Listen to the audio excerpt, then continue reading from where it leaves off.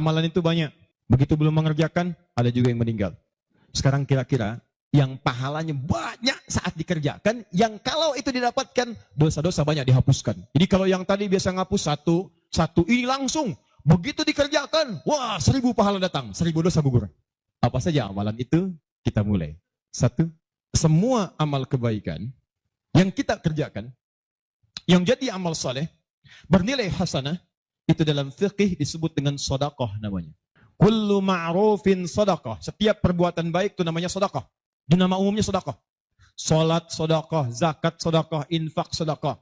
Bahkan bahasa Al-Quran disebut juga dengan sedekah. Contoh, zakat ketika disebutkan dalam Al-Quran namanya sedekah. Ya, Quran surah ke-9 ayat 103. Khudh min amwalihim sedekah. Ambil zakat dari harta mereka, tapi disebutnya dengan sedekah.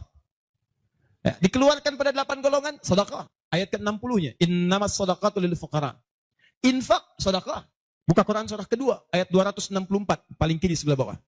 Ya ayyuhalladzina amanu la tubtilu shadaqatikum bil manni wal adha. Jangan kalian batalkan sedekah-sedekah kalian dengan perbuatan yang merusak. Apa contohnya? Kalladzi yunfiqu malahu ria'an nas, seperti orang infak yang riya. Jadi infak disebut dengan sedekah. Di semua perbuatan baik kita, salat kah, haji kah, umrah kah, puasa kah, semua namanya sedekah dalam fikih. Nah, sedekah ini kemudian oleh Nabi dibagi kepada 2 bagian. Ya. 1, ada sedekah yang saat dikerjakan itu pahalanya terus ngalir tuh. Terus mengalir. Bahkan dahsyatnya, maaf sekali, orangnya wafat pun tuh pahalanya terus datang sampai dengan kiamat. Di sepanjang di muka bumi ini belum kiamat, maka pahala akan terus datang, ngalir. Dalam bahasa Arab sesuatu yang mengalir disebut dengan jariyah. Maka muncul istilah sedekah jariyah. Sedekah jariyah. Ya, maaf, asalnya bukan amal jariyah, sedekah jariyah. Ya, sedekah jariyah, bukan istilahnya amal jariyah. Sekarang kalau mau nyebut amal jariyah pun dibenarkan. Cuma kalau di Arab, amal jariyah itu begini nih. Ya, kalau di Arab sekarang, antum jalan, tiba-tiba sedang ada perbaikan, ada lubang. Maka sedang diperbaiki ini, ada tulisan kasih papan, afwan amal jariyah, amal jariyah. Maaf, ada pekerjaan jalan mengganggu Anda lewat. Di Arab itu amal jariyah itu pekerjaan sedang berlangsung mengganggu orang lewat. Sekarang begitu. Ya. Makanya kalau ada orang naik ke bis bawa kotak gitu kan, mau minta-minta maaf Pak, amal jariyah, betul, ganggu orang lewat. Ya. Benar secara bahasa, tapi secara makna ini yang paling tepat. Yang kedua, ada yang sifatnya sedekah thabitah. Yang pahalanya berhenti di situ, tetap selesai seketika. Thabitah. Jadi begitu Anda kerjakan, dapat pahala sampai situ aja. Begitu selesai pekerjaan, selesai pahalanya. Thabitah, tetap selesai di situ. Maka kalau kita ingin cerdas, kata para ulama, semua dosa-dosa kita ingin dihapuskan, ditutup. Dihapus, hapus. Maka Anda mesti keluarkan apa saja jenis-jenis sedekah jariyah itu. Supaya ketika selesai kita kerjakan, pahalanya tetap mengalir untuk menutup dosa-dosa kita. Maka kita akan fokus kepada amalan-amalan yang ini, yang saat dikerjakan, pahalanya terus mengalir. Tapi jangan lupa, hati-hati, yang ini pun dibagi 2 lagi. Awas. Pelan-pelan, jadi kita sepakati kita ambil yang ini 1, untuk malam ini. Yang kedua, yang ini pun dibagi 2 lagi. Ada amalan sedekah thabitah, saat dikerjakan pahalanya datang saat itu. Tapi yang paling menarik, ada nilainya kecil, ada nilainya besar, banyak. Jadi kalau dikerjakan, ada yang nilainya cuma 10 aja. Tapi ketika Anda kerjakan yang kedua ini, ada yang 700, ada yang 70.000, ada yang 700.000, sekali dikerjakan. Sekarang kita akan keluarkan amalan apa saja yang saat dikerjakan itu pahalanya melewati batas yang standar ini. Jadi saat dikerjakan bukan 10 poinnya, tapi lebih daripada 10. Amalan apa saja itu pada sedekah thabitah, dan amalan apa saja yang jariyah yang kita bisa keluarkan dan menggugurkan dosa-dosa kita. Sepakat sampai sini? Baik. 1. Kita langsung ke poinnya. Untuk yang sedekah thabitah, amalan standar yang tetap. Yang biasa-biasa, contoh, misal, sholat, Begitu dikerjakan sekali, dapat 10. Selesai sholatnya, selesai pahalanya. Jelas? Tapi beda ketika antum mengerjakan sholat berjamaah. Ya. Dia thabita, tapi pahalanya berlipat. Thabita, tapi pahalanya berlipat. Baik, saya mau tanya pada antum, sholat sendirian 10, sholat berjamaah berapa? 27. Maka, kalau Anda ada ajakan berjamaah, sekalipun misalnya, di tempat itu tidak ditemukan masjid, sedang di kantor, ada teman misalnya, alih-alih Anda sholat sendirian, dan tidak bisa menemukan masjid, kenapa nggak ajak teman Anda untuk berjamaah? Walaupun cuma 2 orang. Beda pahalanya teman-teman sekalian sampai 17. Yang satu 10, yang satu 27. Karena sholat berjamaah itu hadisnya dibagi 2. Ada hadis yang mengajak ke masjid, ada hadis yang masjidnya nggak ada, cuman bisa berjamaah.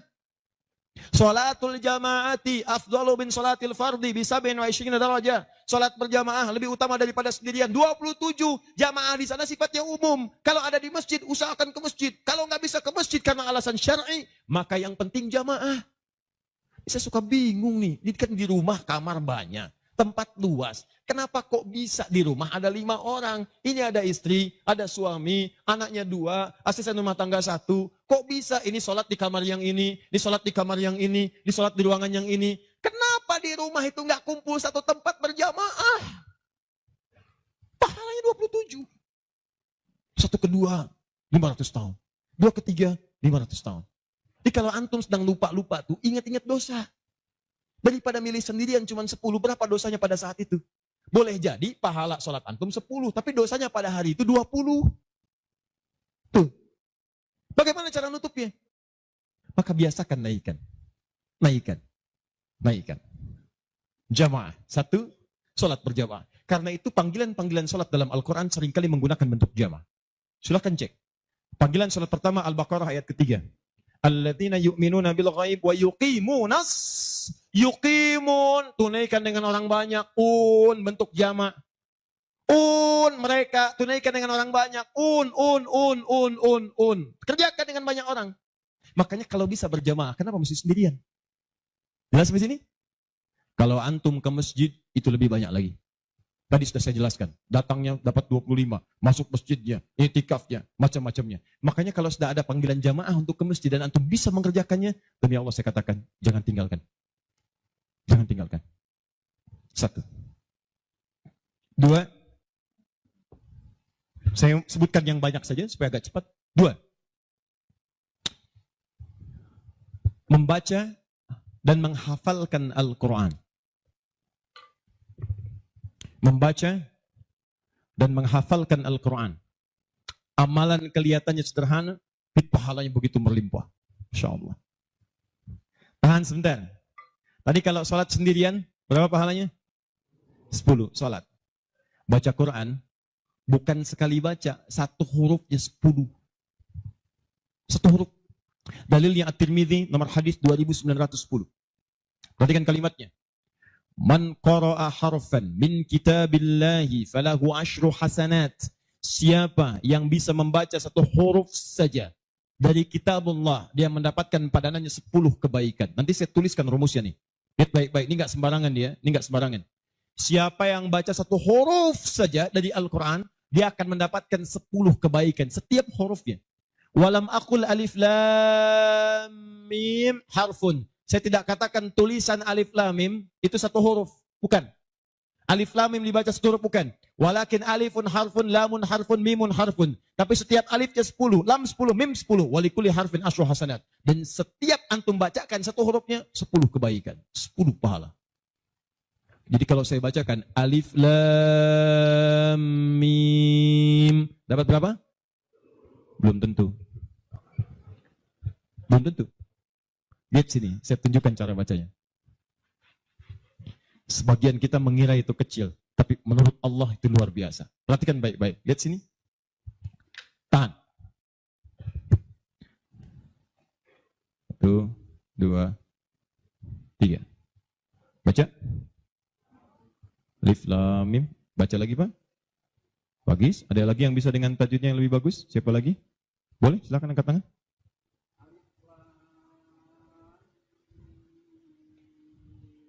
Baik sekali. Ada yang lain? Ya.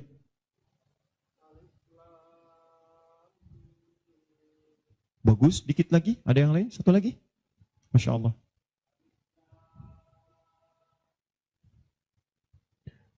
Bagus sekali. Cuman sayang ini bukan alif lam mim, ini alam. Alam nasyrah laka sadrak.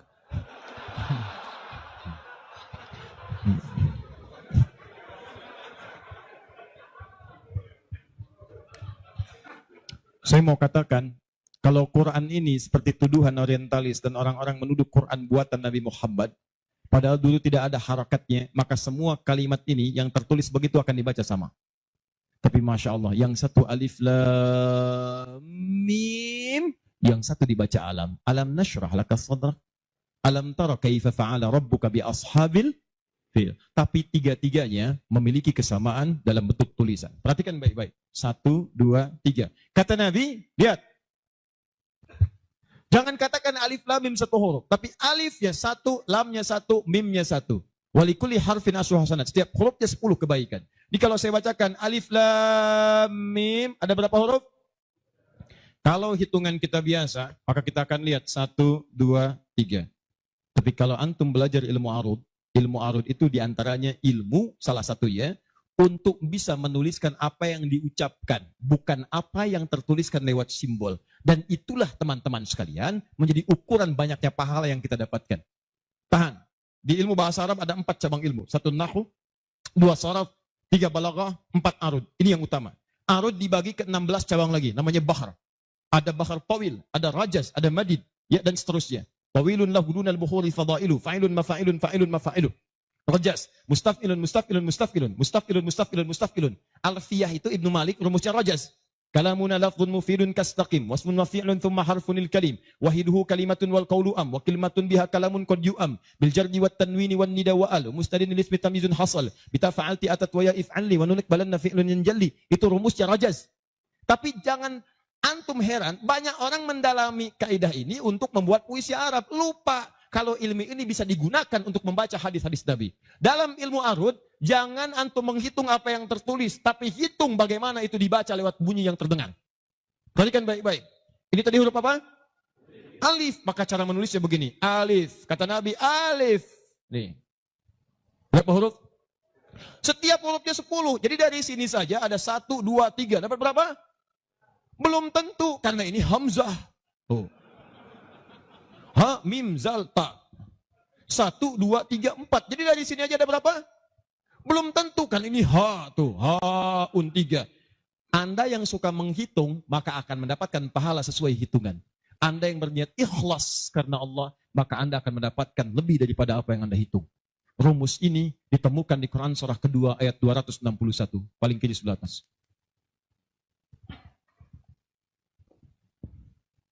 Tahan. Pelan-pelan. Ini rumus adanya di ayat infak. Tapi cara menerapkannya di semua kategori cara kita beramal. Orang kalau berinfak tahunya dapat 700. Mathalul ladina yunfiquna amwalahum fi sabilillah kamathali habba. Orang yang infak di jalan Allah seperti menanam satu benih. Ambatat sab'a sanabil. Satu tumbuh jadi 7 tangkai. 1 kali 7, 7. Fi kulli sumbulatin mi'atu habba. Setiap tangkainya ada 100 benih. Ada 100 buah lagi. 7 kali 100, 700. Ayatnya suka dipotong sampai sini. Kalau Anda infak sekian, kalikan 700. Lupa, ayatnya belum selesai. Wallahu yudha'ifu liman yasha. Dan Allah akan melipat gandakan amalan tanpa batas bagi siapa yang tidak pernah berhitung. Jadi kalau Anda baca Qur'annya hitung-hitungan, ini dosa hari ini berapa nih dikerjakannya? Oh 9, Masya Allah. 9, cukup 1 huruf aja. Nun. Tutup. 10. Besok dosa berapa? 15. Cukup 2 huruf. Toha. Selesai. Kalau Anda ngitungnya begitu, maka diberikan sesuai hitungan. Tapi kalau Anda tidak pernah berhitung, Allahu Akbar. Anda tidak tahu alif lam mim itu mungkin nilainya 30, mungkin 300, atau bahkan 3 juta, atau lebih daripada itu. Makanya kami sarankan, kalau Anda bisa mendekat kepada Al-Quran, maka tolong agendakan setiap hari. Semua sahabat itu punya agenda, Pak. Antum kenal gak Utsman bin Affan? Oh, iya. Situ tidak senang ngangguk. Coba di Semarang kenal Utsman bin Affan. Luar biasa. Tapi nggak apa-apa, masih bagus. Kemarin saya baru dari Sukabumi, Hubud Dunia. Ada yang kenal Fir'aun. Ini masih untung Utsman. Tuh lihat ya. Uthman itu bukan cuman cerdas dalam urusan bisnis dunia, tapi tijarah akhirat itu luar biasa. Uthman paham, saya di dunia boleh kaya, tapi di akhirat bagaimana status saya? Maka beliau siangnya mengumpulkan harta dunia untuk ibadah, malamnya mengumpulkan pundi-pundi akhirat. Demi Allah saya katakan, Uthman itu di antara sahabat yang disebutkan oleh Imam An-Nawawi bersama Abdurrahman bin Auf, bersama Tamim Ad-Dari, yang diikuti kemudian oleh Imam Asy-Syafi'i generasi setelahnya, jauh setelahnya, itu punya amalan kalau malam terbiasa menghatamkan Al-Quran dalam tahajudnya. Khatam Quran. Kaya, sahabat Nabi, menikahi 2 putri Nabi, satu meninggal dan menikah lagi, disebut Dzun Nurain. Kayanya luar biasa, asetnya setelah 15 abad sampai sekarang masih ada. Yang hebat, siang-siang jadi orang kaya, malam-malam jadi hamba yang sangat taat dan kaya akhirat. Coba bandingkan dengan kita sekarang. Menantu Nabi, bukan. Kaya, enggak sekaya Uthman. Tuh, status dunia belum sempurna. Status akhirat masih belum maksimal. Ya antum sebetulnya maunya apa? Uthman sholat malam, ngikut Nabi, kaki bengkak. Antum pengen ke surga Firdaus malam, mata bengkak. Ini. Ayo update. Ustadz, tapi kan saya belum lancar. Tambahkan hadisnya, lipatkan nomor hadis 2920. Awas, lihat kalimatnya. Walladzi yatata'ta wa huwa alaihi syaq falahu ajran. Siapa yang memulai menghafal, membaca, siapa yang mulai membaca Al-Quran tidak lancar, terbata-bata bacanya, mengejaknya. Orang baca alif lam mim, dia alif lam mim falahu ajran, maka dia mendapatkan 2 kali lipat dari orang yang lancar. Orang lancar misal 30, dia 60. Terima kasih ya Allah, kalau begitu besok saya nggak lancar aja bacanya. Oh, bisa. Itu tidak lancar yang direncanakan. Yang lancar diikuti oleh malaikat ma'asyafaratil kirabil barara. Yang belum lancar diapresiasi karena perjuangan kesungguhannya, bacaannya dapat nilai, perjuangannya mendapatkan nilai di sisi Allah Subhanahu wa ta'ala. Karena itu saya sarankan, maaf, mulai sekarang antum bikin kurikulum. Nih, satu tadi, bikin table begini. Nih. Saya katakan pada teman-teman juga yang di Bekasi, yang di Jakarta, ya, saya kasih 2 amalan dulu nih. Mulai sekarang antum bikin begini. Tahan ya teman-teman sekalian, nanti saya sampaikan bagaimana seorang Mu'adz, orang Mesir, baru kecil belum balik sudah menyiapkan amalan ini. Punya program. Nih, harinya, nomor, 1, 2, 3, dan seterusnya. Ini misalnya harinya apa besok. Amalannya apa? Mulai dengan sholat di sini, jamaah. Ini tadi bacaan Al-Quran. Kalau bisa, saya sarankan setiap hari mulai menghafal, walaupun cuma 1 ayat. Usahakan menghafal. Demi Allah saya katakan, pahala menghafal Quran lebih banyak daripada baca. Paling minimal 4 kali lipat. Karena itu ayat menghafal disebutkan 4 kali dibandingkan ayat baca. Silahkan cek Quran surah ke-54. Ayat 17, ayat 22, ayat 32, ayat 40. Saya ulangi, ayat 17, ayat 22, ayat 32, ayat 40. Ada? 17, 22, baik, kemudian 32 dan 40. Kenapa ketawa? Benar kan? 4 ayat 17, ayat 22, kemudian ayat 32 dan 40. 17, 22, 32, 40. Berapa kali disebutkan? Walaqad yassarnal Qur'ana lidzikri. Sungguh telah kami mudahkan Al-Quran untuk dihafalkan, diingat. 4 kali disebutkan. Ya, maka ada yang menyebutkan menghafal Quran itu keutamaannya 4 kali dibandingkan dengan sekadar membaca. Baca. Orang baca itu biasanya cuma sekali. Dzalikal kitabu la raiba fihi hudal lil muttaqin. Sekali. Tapi orang menghafal jangan harap sekali. Dia akan terus mengulang. Dzalikal kitabu la raiba fihi la raiba fihi. ذلك الكتاب لا ريب فيه ذلك الكتاب لا ريب فيه هدى للمتقين ذلك الكتاب لا ريب فيه هدى للمتقين ذلك الكتاب لا ريب فيه هدى للمتقين. Pertanyaan saya, berapa banyak pahala didapatkan? Berapa huruf dia bacakan? Makanya kalau antum ingin melipat gandakan pahala dengan banyak, dalam 1 hari antum punya agenda. Boleh antum baca, misal target sehari saya baca misal 1 halaman dan hafalkan 1 ayat. Kalau antum sudah punya kebiasaan begitu, demi Allah saya katakan, Allah akan merubah keadaan hidup Anda jadi lebih nyaman. Tidak cukup dengan amin. Baca, hafal. Wah, Masya Allah. Syukur-syukur begitu sedang sholat berjamaah, minta sujud, terus meninggal gitu kan. Wah, itu paling enak. Mau begitu? Di subuh ya. Itu pun kalau tiba ajalnya. Ya. Bacaan Quran lebih lebat lagi. Ya, jadi kalau antum bisa seperti itu, nanti bonusnya banyak. Di alam kubur, jasadnya akan utuh. Dan di akhirat diberikan mahkota. Dan yang ketiga diberikan peluang untuk memberikan syafaat dengan izin Allah dengan Qurannya kepada anggota keluarganya. Ahli Quran itu, kalau dia hafal kemudian Qurannya, benar menghafal Qurannya, maka saat di akhirat akan langsung dimuliakan oleh Allah. Dipakaikan jubah kehormatan dan membimbing, menggandeng bapak ibunya yang saleh, yang beriman, beserta pasangannya dan keturunannya untuk dibawa masuk ke surga. Itu ada di Quran surah ke-35 ayat ke-33, ditafsirkan dengan Quran surah ke-13 ayat 23 sampai 24 dengan awal kalimat yang sama. Jannatu 'adnin yadkhulunaha. Ada para penghafal Quran masuk surga Aden di Quran surah 35 ayat ke-33. Jadi masuknya dari surga Aden. Menuju tingkat surga yang paling tinggi. Tertingginya apa? Banyak. Nanti ada dengan para nabi, ada orang yang sesurga dengan para nabi di Quran surah keempat ayat ke-69. Ya. Wa may yuti'illaha wa rasul fa ulaika ma'al ladzina an'ama Allahu 'alaihim minan nabiyyin. Ada orang-orang yang masuk surga, orang taat kepada Allah dan Rasul. Taat sekali. Saat di surganya semua dengan nabi, sesurga bersama semua nabi. Jadi ada beberapa nabi, ada semua nabi.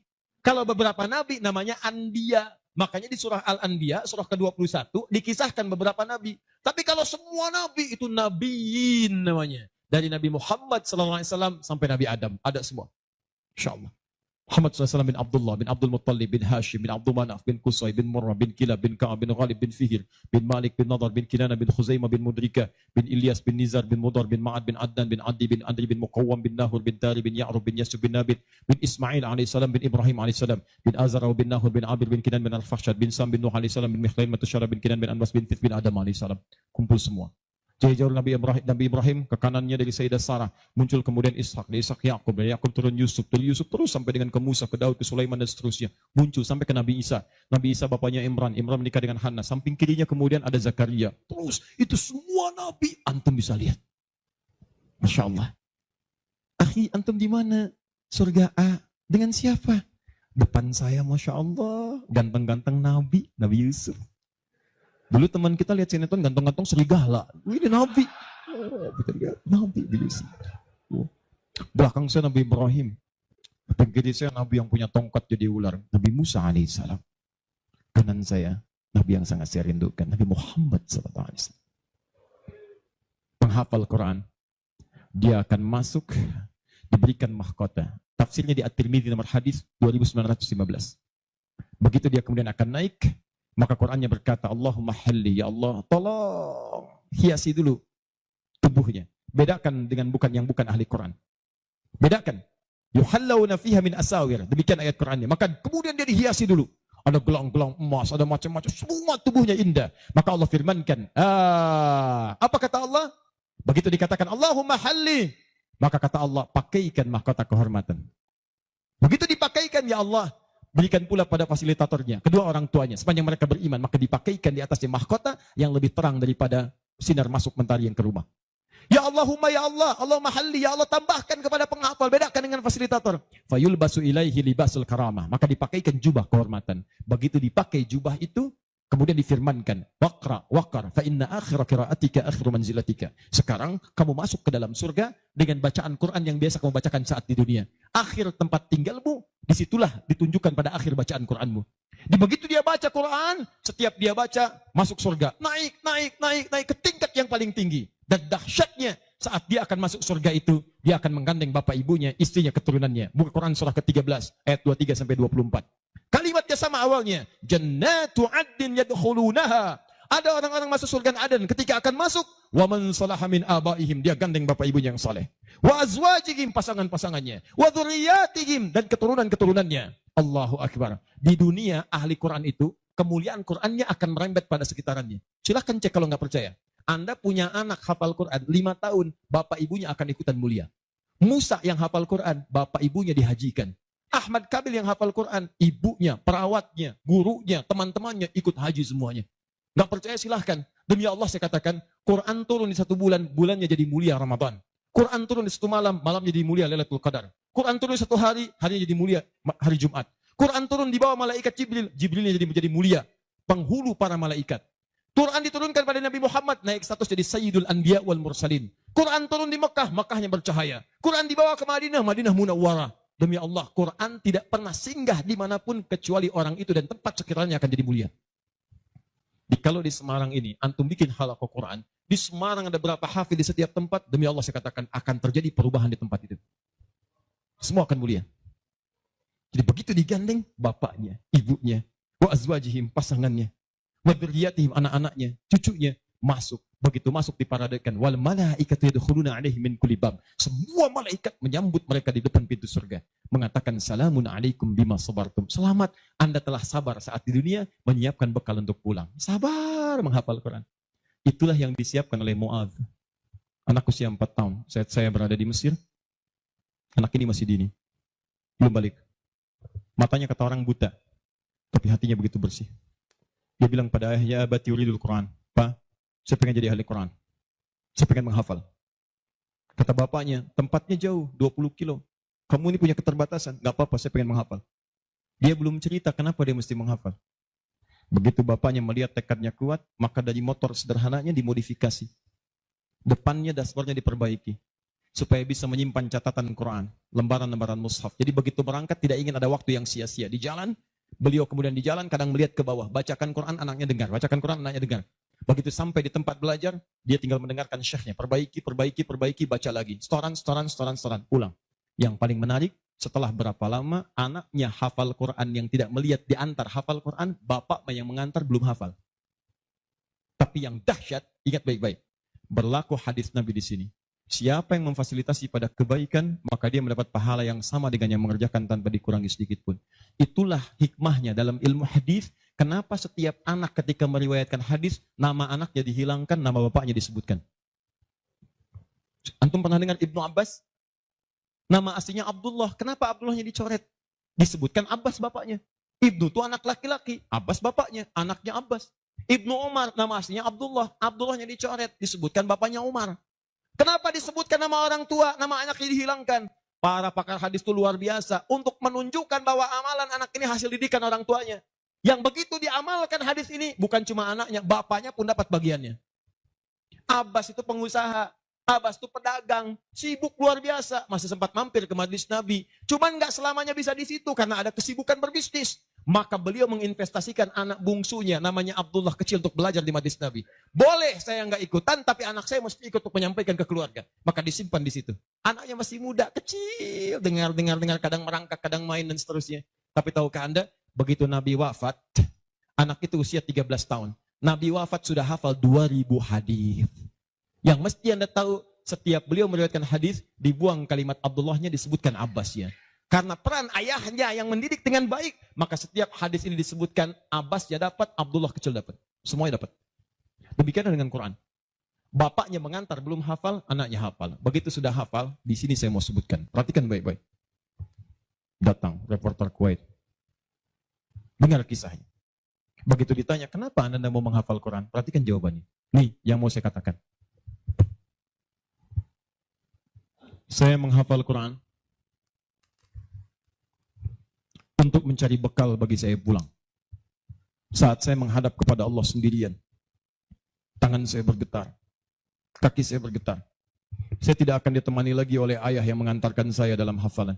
Ibu saya tidak akan menemani, saudara saya tidak akan menemani. Saya akan sendirian bersama Allah. Ini anak masih kecil, mata nggak bisa lihat, belum balik, sudah punya pikiran demikian. Kalimatnya apa selanjutnya? Kata beliau, saya akan katakan di hadapan Allah dengan perasaan gemetar. Ya Rabb, jika memang bekal saya belum cukup untuk mendapatkan ridhamu sampai saat ini, maksudnya surga, maka mohon ya Allah, kurangi siksaan saya di neraka dengan Quran yang telah saya hafalkan ini. Ya Rabb, jika bekal saya belum cukup sampai saat ini untuk mendapatkan ridhamu, saya telah berhafal Quran ya Allah. Saya telah berusaha menghafal Quran untuk saya bawa sampai dengan saat ini. Kalaupun itu belum cukup mendapatkan ridhomu untuk masuk surga, tolong ya Allah, walaupun saya ke neraka, kurangi siksaan saya di neraka dengan Quran yang telah saya hafalkan. Anak buta, mata belum bisa melihat, keadaan demikian, belum balik, dia sudah mencari bekal untuk pulang. Duhai Anda yang katanya pengen ke surga, surganya Firdaus, pengen bersama Nabi, demi Allah saya katakan, dari 24 jam Allah berikan pada Anda, berapa yang sudah Anda siapkan mencari bekal akhirat? Ayo kumpulin dunia, ayo silakan, silakan, gak ada yang larang. Cuma satu saat, Anda akan lihat siapa yang tertawa, siapa yang tertunduk lesu, membawa catatan amalnya. Itu saya sarankan bagi Anda, ayo besok bikin. Nih, sholat mau di mana? Baca Quran mau berapa ayat? Hafalan mau berapa ayat? Mesti beda. Antum lahir belum hafal Quran wajar. Masa pulang pun gak ada yang dibawa? Ayo bawalah walaupun cuma satu ayat. Ya, saya satu surat Ustaz, An-Nas, tambah. Ya, jelas? Kalau sudah jelas, amalan ketiga, saya cepat. Tenang ya, katanya pengen sampai subuh. 3, saya cepat. Setelah ini saya ke ujungnya. Kita sebentar lagi berakhir. Ketiga, infak. Infak. Masih ingat teman-teman? Kalau yang standar tadi, berapa pahalanya? 10. Infak paling minimal 700. Infak paling minimal 700. Allahu Akbar. Dalilnya Quran surah kedua ayat 261. Paling kiri sebelah atas. Tadi saya bacakan. Mathalul ladzina yunfiquna amwalahum fi sabilillah kamathali habbatin ambatat sab'a sanabil fi kulli sumbulatin mi'atu habba. Wallahu yudha'ifu liman yasha' wallahu wasi'un 'alim. Perumpamaan orang infak di jalan Allah. Infak itu, ini yang perlu saya luruskan. Tidak harus menggunakan uang. Infak itu pemberian bersifat materi. Makanan itu infak. Pakaian itu infak. Buah-buahan itu infak. Silahkan berbagi. Walaupun nggak ada uang, bisa kita gunakan dengan yang lain. Cek, kalau antum main ke Eropa, ada rezeki main misalnya. Main ke Auckland, ke New Zealand. Ya, di situ ada donation itu bukan cuma dengan uang. Food, kadang mereka kasih dengan makanan. Ada yang nyimpen ciki, kotaknya di situ.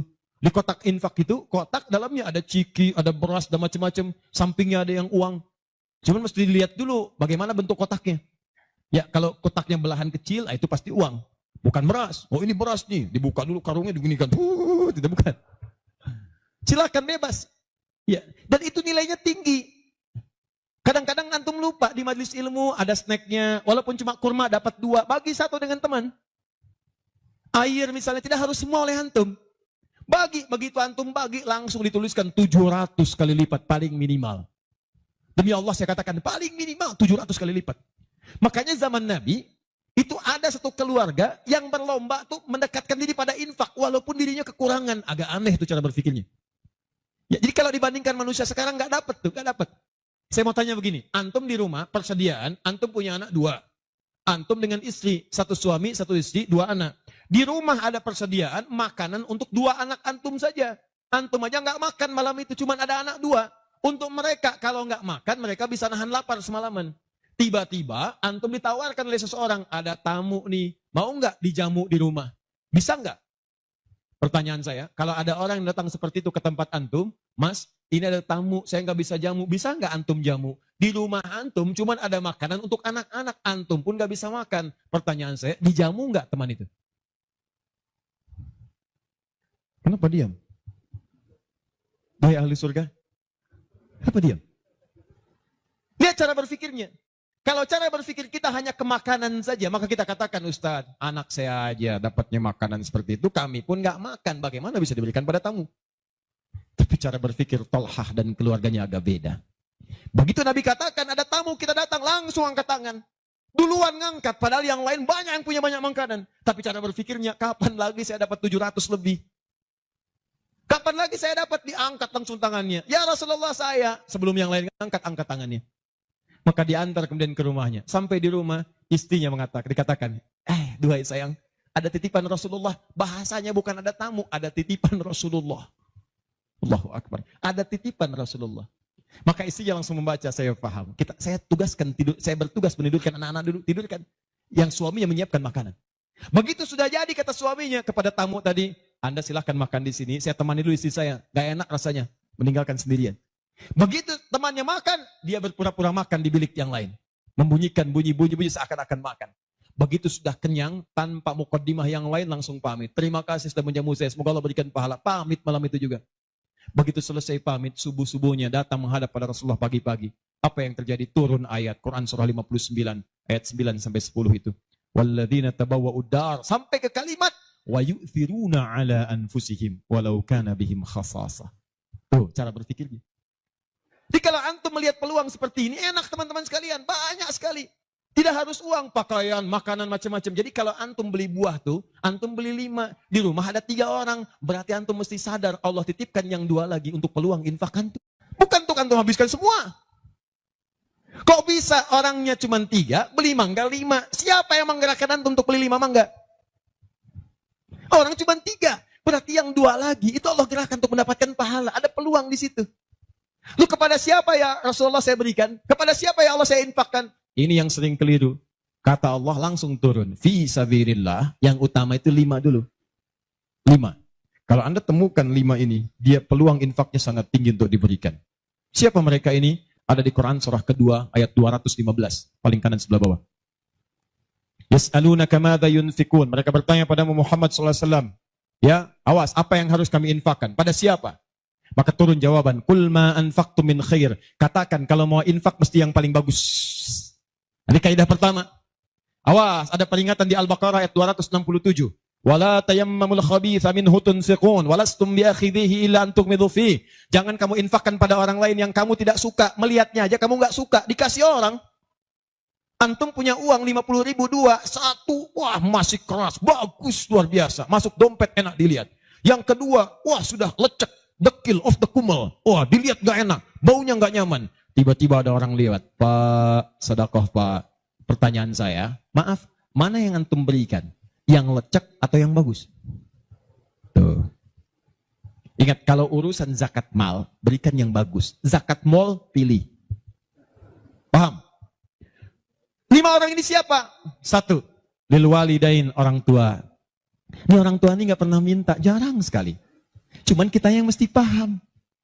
Kan sama, antum pun suka ngasih isyarat. Mama, mama, mama, mama. Oh, mau makan. Makan.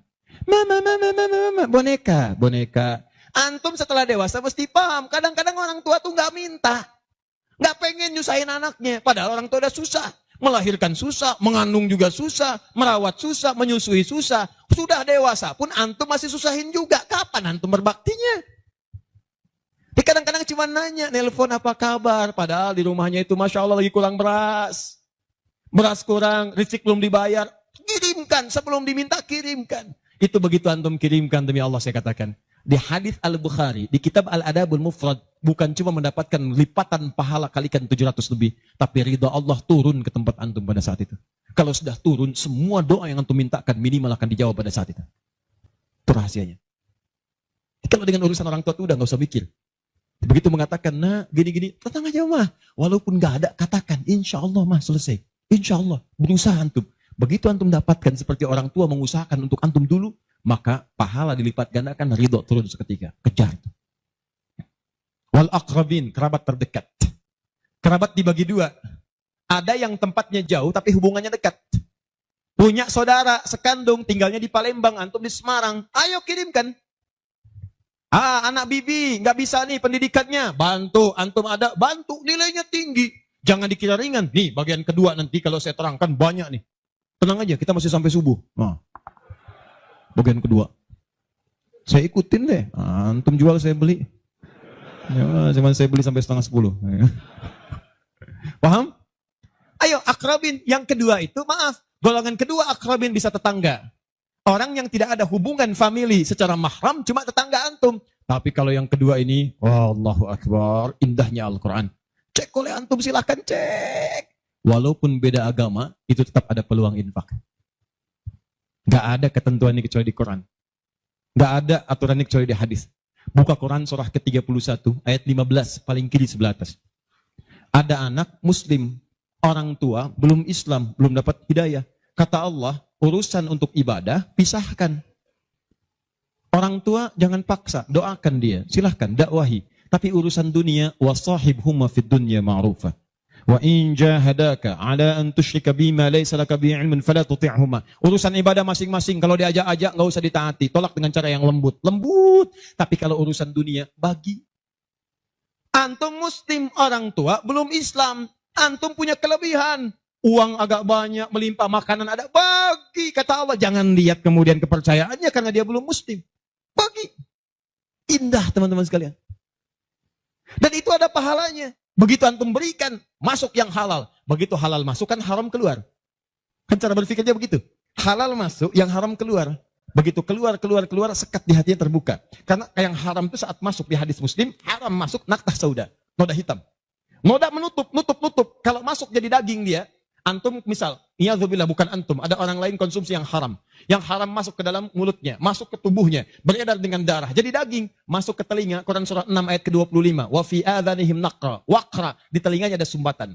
Maka yang haram cepat kedengaran, yang halal susah. Masjid dekat, suaranya dekat, Allahu Akbar, susah. Tapi konser yang macam-macam, yang joget, yang ini, yang itu, nyampe tuh konser di Jakarta, dari Semarang tembus ke sana. Wa ada absarihim ghishawa, masuk ke mata jadi penghalang, nutup. Quran surah kedua ayat ke-7. Enggak kelihatan. Orang ke masjid itu bukan enggak kelihatan, nampak, cuman enggak ada dorongan. Akhi, ayo ke masjid. Ya, alhamdulillah, nanti.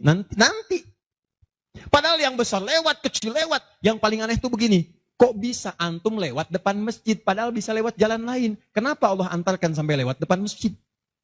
Jadi kalau sudah Allah antarkan ke tempat-tempat yang baik, belum ingat Allah juga, antum mesti diantarkan kemana lagi? Tuh. Kok bisa antum lewat dengar adzan, padahal bisa antum lewat jalan lain, gak kedengaran adzan. Kenapa kemudian yang dengar antum? Kok bisa lewat jalan itu kelihatan mata, padahal bisa ada jalan lain. Kok bisa ngelihat? Kalau Allah sudah berkehendak kebaikan, antum masih belum bisa membacanya, mesti ditanya. Itu pasti ada maksiat masuk. Caranya keluarkan. Kalau yang haram masuk, masukkan yang halal. Maka yang haram akan dihancurkan. Hancur, kemudian muncul yang halalnya. Kalau halal sudah masuk, maka hati itu akan mudah untuk mendekat kepada Allah. Doakan. Demikian tetangga kita. Jangan dikira tetangga antum yang muslim saja. Mungkin kita ada non-muslim samping kita. Mungkin ada yang Kristen, ada yang Hindu, yang Buddha. Dalam hubungan keduniaan indah. Silahkan berbagi. Apa antum gak pernah dengar hadis Nabi? Siapa yang masak makanan, baunya sampai ke tetangganya, maka bagilah dia walaupun cuma kuahnya. Tapi maksudnya bukan daging yang antum makan, kuahnya antum bagi. Bukan. Tidak. Maksud hadis itu, walaupun cuma masak kuah, bagi juga supaya dia tidak negatif thinking, tidak salah paham. Antum gak ada ayam, adanya singkong, cuman dimasak bumbu opor.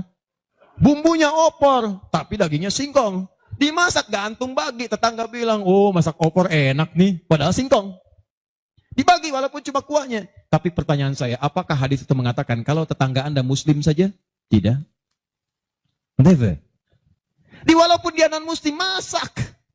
Bagikan sebelum dia mengirup baunya, ketuk pintunya.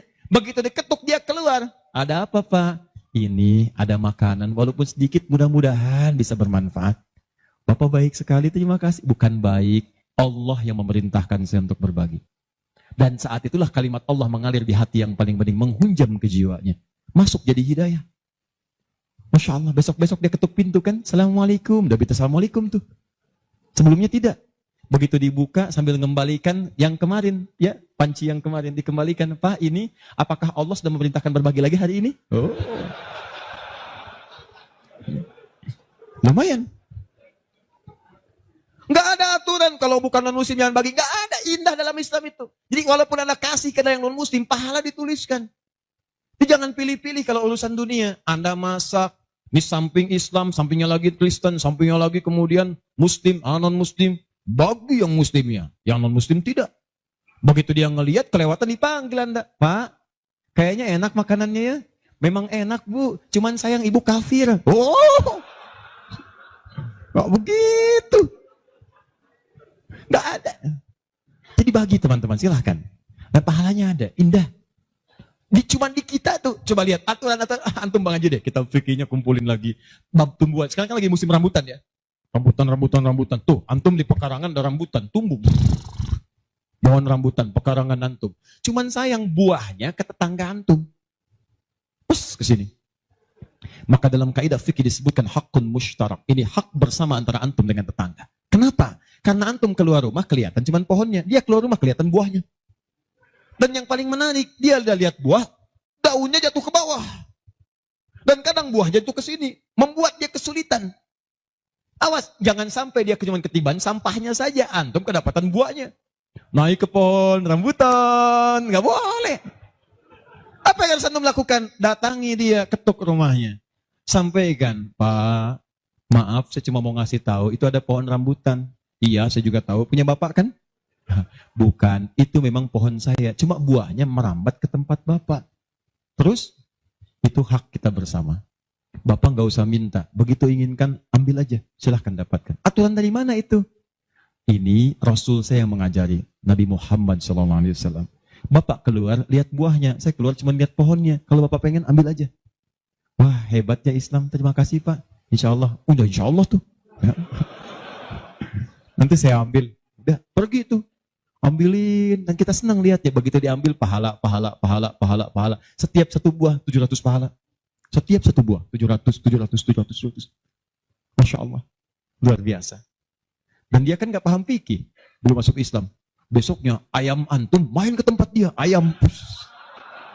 Dia kira hukum ayam sama dengan rambutan. Oh. Nabinya umat Islam baik banget. Kemarin ngirim rambutan, sekarang ayam. Pokoknya mungkin ayam itu akan menggendong antum ke surga. Ya? Infak tuh. Nah, pertanyaan saya, antum punya agenda berapa untuk infak tuh? Coba lihat, kadang-kadang kan ada anak yatim samping. Gak usah terpikir banyak uang, pakaian. Buka ya, buka tuh pakaian antum. Masuk ke kamar, buka. Begitu dibuka, berapa banyak koleksi pakaian antum? Cuma pesen ya, cuma pesen satu aja. Mohon maaf ya, maaf sekali. Jangan sampai ada pakaian, walaupun sehelai itu, yang belum pernah dipakai ibadah. Usahakan setiap yang kita gunakan jadi saksi di akhirat bahwa dia pernah dipakai ibadah. Karena semua akan bicara. Tuh lihat kaos, bagian dalam, celana, bagian luar, semua, cek lagi semua. Dan kalau sudah itu antum pakai, ada yang lain gak kepake, bukan gak kepake. Boleh jadi, itu dititipkan oleh Allah kepada antum untuk menjadi pahala antum dengan itu. Sebab mudah bagi Allah menitipkan pada yang lain. Kenapa dipilih antum supaya dapat bagian pahalanya? Jelas? Terakhir, amalan keempat, bagian pertama. Salah sendiri pengen sampai subuh. 4. Terakhir. Bagian pertama. Majlis ilmu. Majlis ilmu. Masih ingat satu apa? Salat berjamaah di masjid. 2. Interaksi dengan Al-Quran. 3. Infak. 4. Majlis ilmu. Teman-teman, majlis ilmu itu keutamaannya banyak. Saya beri gambaran ya, maaf sekali. 1, majlis ilmu itu, kalau antum benar memilih majlis ilmunya, maka status yang diberikan oleh Allah pertama kali, begitu antum berangkat dari rumah, sampai dengan ke majlisnya, statusnya akan naik dari manusia biasa menjadi mujahid fi sabilillah. Itu langsung sama dengan orang yang berjuang ke medan perang. Ada majlis ilmu nih, antum datangi, begitu antum datang, itu sama dengan orang berjuang ke medan perang. Statusnya jihad. Kalau meninggal antum di pertengahan, walaupun belum sampai ke situ, maka statusnya langsung syahid, pahala syahid. Pahalanya syahid. Majlis ilmu. 1, berpeluang mendapatkan pahala senilai jihad. 2, kalau wafat bisa syahid. Dalilnya Quran surah ke-9 ayat 122. Paling kiri sebelah bawah di mushaf. Wa ma kana al-mu'minuna liyanfiru kaffah. Kenapa mesti semua orang beriman pergi ke medan perang semua? Saya akan turunkan satu amalan kata Allah yang kalau kamu amalkan ini, maka statusnya akan sama dengan orang yang berjuang di medan perang. Sama persis. Apa itu? Falaula nafara min kulli firqatin minhum ta'ifa liyatafaqahu fid din. Kenapa tidak ada sementara orang di antara mereka mau datang ke majlis ilmu untuk mempelajari tuntunan agamanya? Waliyunziru qaumahum idza raja'u ilaihim la'allahum yahdharun. Dan dia mencatat pelajaran-pelajaran itu dan dia bawa pulang. Dia sampaikan pada keluarga yang tidak belajar.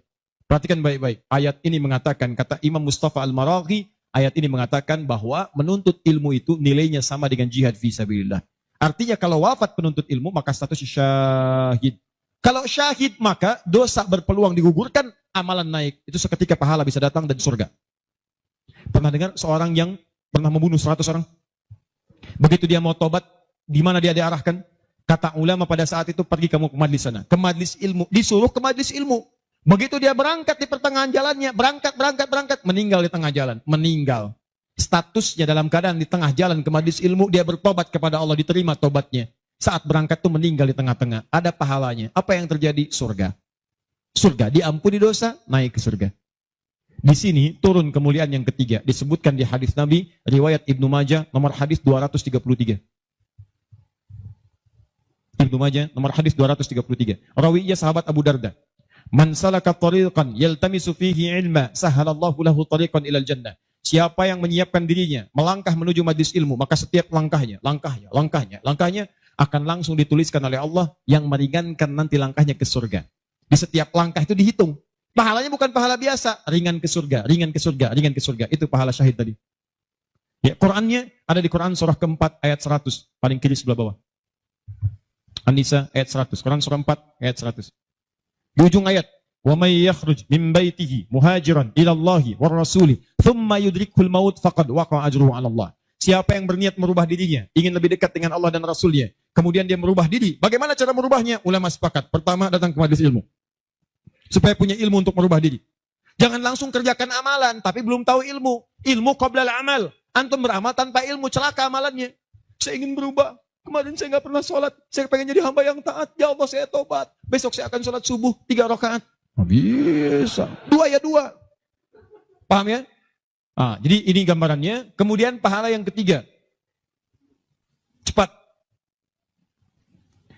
Setiap dia sudah sampai ke majlis ilmu, disebutkan oleh sahabat Ibnu Abbas radhiyallahu taala anhuma, dinukil oleh Syekh Muhammad Hashim bin Asy'ari di kitabnya Adabul Alim wal Muta'allim, bab yang pertama, paragraf yang kedua, paling kanan di pertengahan. Orang yang sudah masuk ke majlis ilmu, maka pahalanya langsung dituliskan 700 kali lipat. Tanpa henti, naik terus diangkat. Dan itu berlangsung sampai diamalkan. Jadi kalau ada seorang hamba, cuman dia beramal tanpa ilmu. Dengan seorang hamba, beramal dengan ilmu, beda pahalanya 700. Misal, antum masuk ke majlis ilmu nih, dapat 700. Diajarkan tentang sholat, bab sholat, diajarkan. Kalau anda mengangkat tangan setelah menghadap kiblat, hadisnya, misal disebutkan di hadis riwayat Abu Dawud, nomor hadis 857. Di Al-Bukhari disebutkan, anda saya angkat tanganmu, misalnya sejajar dengan bahu. Ucapkan Allahu Akbar. Saat diucapkan, rasakan. Buang urusan semua dunia ke belakang. Buang, jangan bawa dunia. Hanya Allah yang paling akbar. Begitu antum tahu dalilnya seperti itu, caranya bagaimana, itu langsung dituliskan. Baru takbir sudah mendapatkan 700 kali lipat. Tapi kalau antum cuma sholat saja, abid, sholat, gak paham bacaan, gak paham gerakan, dituliskan cuma 10. 700 kali lipat. Ma baina darajataini khamsumi'ati sanatin. Di antara satu kedua 500, dua ketiga 500, tiga keempat 500 tahun. Majlis ilmu. 4. Di hadis yang tadi, di Ibnu Majah nomor hadis 233 dari sahabat Abu Darda, orang yang menuntut ilmu itu teman-teman sekalian langsung ya, wa innal malaikata la tadau ajnihataha ridwan li talibil ilmi, mendapatkan ridha malaikat, mendapatkan ridha malaikat. Jadi antum jangan dikira biasa nih, dari sejak berangkat sampai ke sini itu malaikat menaungi antum, membentangkan sayapnya. Cuma memang dibuat oleh Allah gaib, gak kelihatan. Sebab kalau kelihatan gak akan jadi datang ke sini antum. Baru keluar rumah malaikat udah begini. Siapa? Malaikat maut. Paham ya? Baik. Nah, dari semuanya ini, puncaknya, teman-teman sekalian, puncaknya, derajat antum akan diangkat oleh Allah. Diangkat. 2. 1, karena ilmunya. 2, karena imannya. Dalilnya Quran surah ke-58 ayat 11. Yarfa'illahu alladhina amanu minkum walladhina utul ilma darajat. Jadi saran saya dengar ini ada 46 majlis ta'lim berkumpul di sini. Ini anugerah. Tidak mudah mendapatkan itu. Tidak mudah. Di saran saya, setiap ada majlis ilmu, ayo datangi. Bagi waktu, masa dalam sepekan gak ada untuk akhirat. Dunia aja kejar dunia. Kenapa gak nyari akhirat? Gak banyak kok. Sabtu, kalau gak Sabtu, Ahad, susun. Nih taklim siapa? Ustadz Pulan, Syekh Pulan, Habib Pulan. Cari di mana tempatnya. Tapi ukurannya 3 kata Al-Quran. Cuma 3 ini. Kalau gak ada yang 3, maka 5 kemuliaan ini tidak akan didapatkan. Apa yang 3 itu? 1, sifatnya majlis ilmu itu majlis yang memahamkan antum dalam urusan agama. Bukan menjauhkan anda dalam urusan agama. Dalilnya Quran surah ke-9 tadi ayat 122. Liyatafaqahu fiddin, membuat mereka paham tentang agama. Jadi kalau ada majlis yang hanya membuat tertawa, tidak ada isinya, bahkan menjauhkan antum dari Allah, ngolok-ngolok ayat Al-Quran, ngolok-ngolok hadis dan sebagainya, maka yang seperti itu bukan majlis yang dimaksudkan lewat ayat tadi. Jelas? Ya. 2. Syaratnya kata Allah, kalau antum ingin masuk majlis, statusnya di syahid, maka antum mesti berniat dengan benar saat masuk ke majlis ilmu untuk memahami itu dengan mencatatnya dan memahaminya. Jadi begitu antum paham, catat, bawa catatan itu untuk kembali sampaikan kepada orang-orang yang tidak belajar. Itu sekarang lebih mudah, share di media sosial. Antum sekarang dapat satu hadis, share. Begitu di-share ada daripada share yang tidak jelas. Bikin status. Semarang mendung aja bikin status. Hari ini Semarang mendung, emang kenapa? Apa dengan status antum akan berubah jadi cerah? Tidak ada. Sudah. Bikin yang bagus. Hadis kirimkan. Hadis Nabi SAW. Keutamaan bagi seorang pekerja. Keluarkan. Begitu antum share ke teman-teman antum pengusaha, mereka semangat semua. Semangat. Antum jangan lupa begitu diinjakan kaki bekerja karena Allah, setiap tapak itu pahala. Kirimkan ayatnya. Kawan-kawan, Quran surah keempat, ayat 34, berita gembira untuk kita. Niatkan yuk karena Allah. Begitu di-share, mereka lihat 10 orang meniatkan karena Allah. Antum dapat bagian pahalanya, tanpa dikurangi sedikit. Kirim. Jelas? Nah, ini, kalau gitu antum kurunkan. Majlis ilmu mana di sekitaran Semarang? Siapa ustadznya, siapa syekhnya yang bisa mengangkat iman, bukan cuma datang, bisa menangkat ilmu. Ya, lihat. Ini saya sedikit detilkan nih. Maaf ya, sedikit aja. Saya sedikit detilkan. Mengangkat ilmu dan iman itu bersamaan disebutkan. Yarfa'illahu alladhina amanu minkum walladhina utul ilma darajat. Jadi kalau ada majlis imannya mengangkat tapi ilmunya tidak, maka ini pun belum seimbang. Atau ilmunya luas tapi iman gak kerangkat. Ini jadi masalah. Apa ciri orang terangkat imannya? Maka dia gemar menunaikan amal soleh. Maka jika Anda menemukan majlis-majlis mendorong Anda mengerjakan amal soleh, ikuti majlis itu. Dan saya katakan pada Anda, kalau materi saya tidak membuat Anda dekat dengan Allah, membuat Anda terbuka untuk beramal soleh, tinggalkan saya. Cari ustadz yang lebih baik. Saya bukan ustadz seperti yang disyarat oleh Al-Quran. Cari majlis lain. Tapi cari ustadz-ustadz yang membuat Anda dekat dengan Allah. Cari. Kedua, ilmu Anda meningkat. Ilmu meningkat itu apa cirinya? 2 cirinya. 1, dengan ilmu itu memudahkan Anda ibadah. Misal, sholat. Belajar sampai paham bacaan dan gerakan sholat. Supaya mudah ibadahnya, khusyunya dapat. Ini kan ada sindiran di Quran, kata Allah, banyak orang sholat gak paham bacaan dan gerakan sholat. Ayo jujur, katakan pada diri sendiri. Sampai sekarang malam ini, berapa persen bacaan sholat yang antum pahami? Jangan-jangan Anda sholat tapi gak ngerti yang dibaca. Bagaimana bisa khusyuk? Ruku gak ngerti, sujud gak paham. Bagaimana bisa khusyuk sholatnya? Antum minta rezeki, isa aja 4 kali. Warzukni, minta rezeki. Habis sholat minta lagi. Ya Allah mohon berikan aku rezeki. Yang tadi apa saat sholat? Warzukni. Ya bagaimana kita bisa mengerti apa yang diucapkan kalau kita tidak belajar? Makanya cari. Nah mengerti itu bahasanya paham. Fikih. Makanya ada kitab sholat namanya fikih sholat, fikih umrah, fikih haji. Belajar sampai paham. Tuh lihat berapa banyak sekarang yang umrah. Tapi nggak paham yang dikerjakan. Putar. Sekarang kadang suka sedih gitu. Apalagi banyak yang ria. Ria itu kan menggugurkan amalan. Begitu disampaikan habis amal. Ini ada yang jual kebun, jual tanah. Nyampe sana nggak ada nilainya. Sekarang orang aja tawaf sampai live. Subhanallah, alhamdulillah. Kelihatan di sana, kelihatan. Pindah kiri, la ilaha illallah akbar. Tuh, kenapa nggak dipahami? Dan tawaf itu indah. Kalau antum benar tawafnya, dijanjikan oleh Allah doa apapun seketika dikabulkan. Itu rahasianya di Quran surah 19 ayat ke-47 sampai dengan 49. Ada rahasianya. Makanya kenapa dari Hajar Aswad ke Maqam Ibrahim? Itu doa intinya. Subhanallah, alhamdulillah, wala ilaha illallah, Allahu akbar. Dari Maqam Ibrahim sampai Rukun Yamani, bebas mau pakai bahasa apapun. Nanti dari Rukun Yamani, pakai dengan Hajar Aswad, kenapa menggunakan Rabbana atina fid dunya hasanah? Itu ada maknanya. Bebas antum. Mau pakai bahasa Indonesia juga silakan. Mau pakai bahasa Jepang, bahasa Sunda, bahasa Jawa, bebas silahkan. Minta. Kadang kasihan, minta enggak, yang dibaca enggak paham dan sebagainya. Ada tuh dulu waktu saya tugas di Saudi 2010. Ini hebat walaupun tidak harus ditiru begitu caranya. Tapi dia benar. Dia minta dengan bahasanya. Di multazam dia mohon, ya Allah. Hamba mohon ya Allah. Hamba datang ke sini minta. Gak banyak, cuma minta berikan jodoh. Hamba belum menikah ya Allah. Mohon karuniakan jodoh terbaik. Depan Ka'bah di multazam. Tiba-tiba datang perempuan. Tinggi, putih, hidungnya mancung. Langsung ditunjuk, kasih contoh. Kayak gini ya Allah. Saya beneran tuh, gak bercanda. Tapi apa yang terjadi? Karena dia minta yang dibutuhkan, dia paham apa yang dibacakan, dikabulkan oleh Allah, pulang nikah, walaupun bukan dengan yang tadi. Menikah. Ada lagi yang lain, gelantungan di multazam, langsung mengatakan, ya Allah, hamba datang ini banyak hutang, engkau pasti tahu hamba ya Allah, engkau mengerti hamba, kesini pun hamba ngutang, kalau tidak percaya, ini catatannya ya Allah. Benar. Pulang lunas gitu kan. Nah dia ngerti yang dibaca. Kadang-kadang kita kerjakan sesuatu yang kita pahami, makanya yuk ngaji sampai paham. Enak kalau sudah begitu. Begitu Anda memahami sesuatu, nah ilmu naik. Kalau orang paham, itu ciri yang pertama, dibawa ke ibadah mudah. Yang kedua, perluaskan wawasan. Karena dalam fikih itu, ada hal-hal tertentu yang menjadi kemudahan. Bukan harus itu saja yang dikerjakan. Babnya dalam fikih. Fikihnya nanti dalam kajian madhab. Madhab itu ada muqarin, turunannya ada pilihan.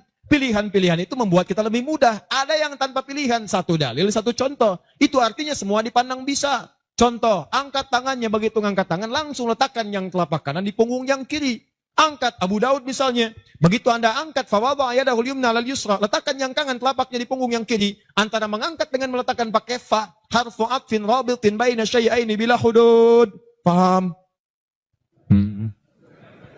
Harfu atfin huruf sambung, rabitin yang mengikat baina syai'aini antara dua hal. Pekerjaan pertama dengan yang kedua bila hudud tanpa jeda. Pertama mengangkat tangan, kedua meletakkan. Antara mengangkat dengan meletakkan tanpa jeda, angkat langsung letakkan. Letakkan yang telapak kanan di punggung yang kiri, letakkan, selesai. Ini satu dalil, satu contoh. Nah kalau sudah satu dalil, satu contoh, kita nggak usah kreatif. Misal, tapi saya tidak bermaksud menyalahkan ya. Kalau ada, silakan dapatkan dalilnya, sampaikan dan saya pelajari. Angkat misalnya, letakkan langsung. Ah, nggak enak Ustaz. Masa kiri duluan? Kanan kan bagus, kiri kan kurang bagus. Kenapa nggak kanan dulu baru kemudian masuk kiri? Jadi angkat Allah, masuk kanan, kiri, baru begini. Kadang-kadang kaki naik dikit. Nah, angkat. Nah ini, yang seperti ini, kalau saya prinsipnya, kalau belum menemukan dalilnya, maka cukupkan pada itu saja. Makanya cuma satu dalilnya. Silahkan cek. Di kitab hadis palsu pun, saking palsunya tidak akan ditemukan. Dan kabar gembira, pemalsu hadis pun tidak tertarik memasukkan hadis ini, saking jelasnya. Jelas. Silahkan cari. Saya pernah lihat di koleksi kitab hadis, ada 1235 kitab hadis. Cari nggak ketemu. Saking jelasnya gitu kan.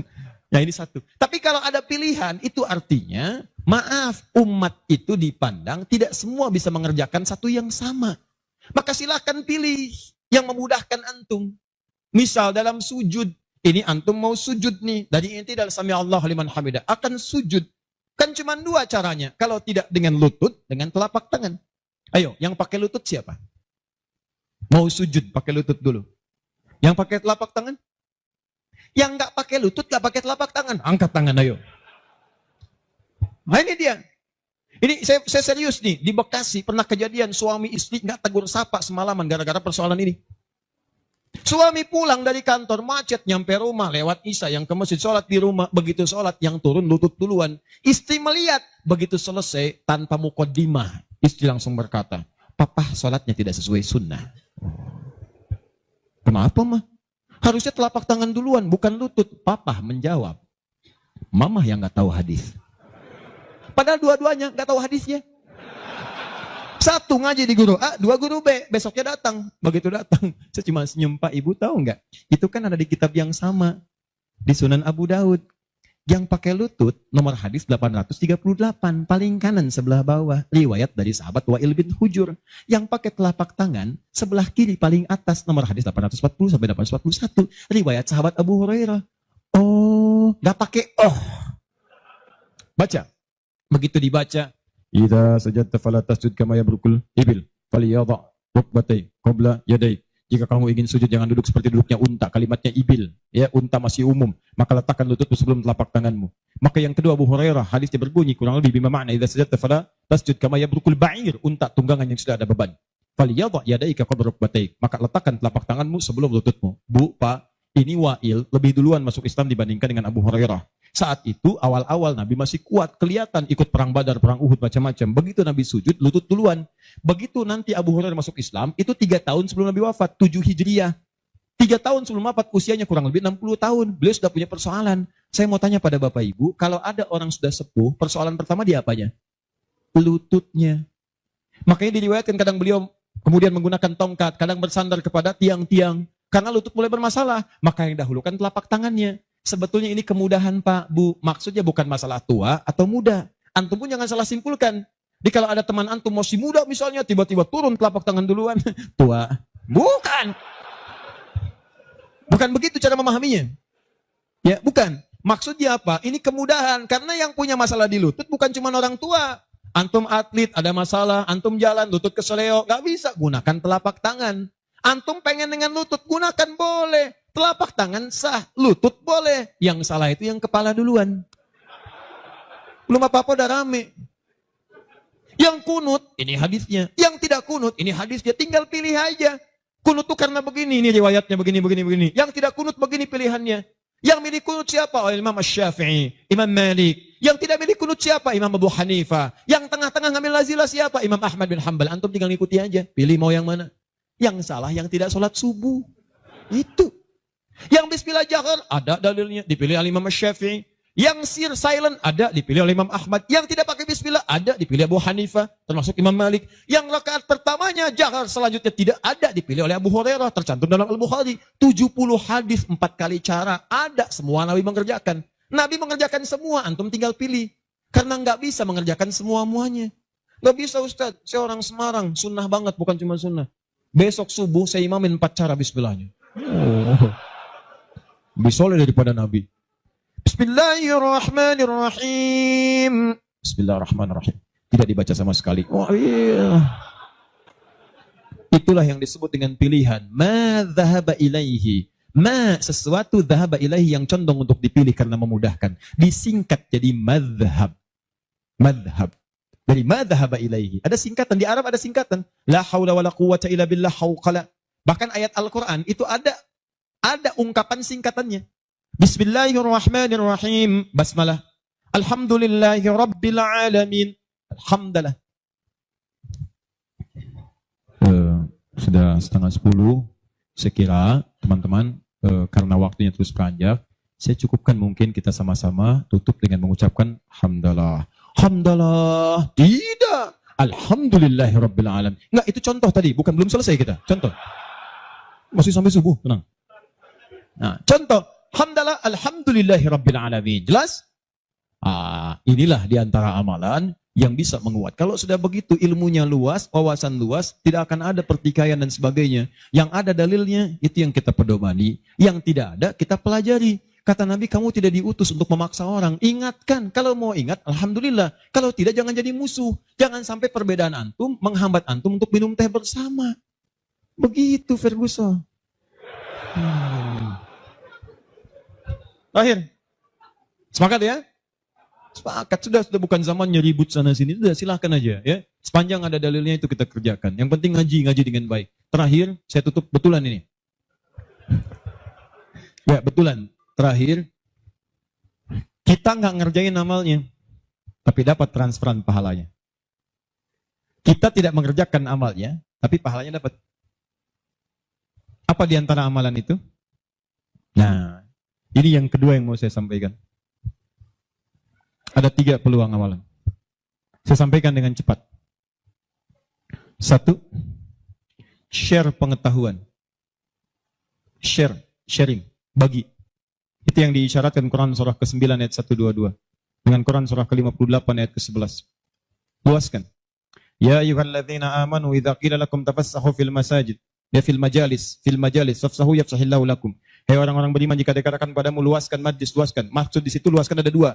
1, luaskan tempat. Jadi kalau ada orang berdesak-desakan, antum masih ada space, jangan ditutup-tutup, buka, luaskan. Yang kedua maksudnya luaskan itu diperluas infonya. Sampaikan. Mungkin antum nggak bisa datang, tapi ketika antum sampaikan infonya, Allah dari informasi antum ada 10 orang datang. Antum dapat pahala dari 10 orang itu tanpa dikurangi sedikit pun. Bagaimana Ustadz kalau kita nge-share aja tapi nggak usah datang, semua nge-share gitu kan, dikosongnya. Tidak, itu prinsip pertama. Luaskan kebaikan. 2,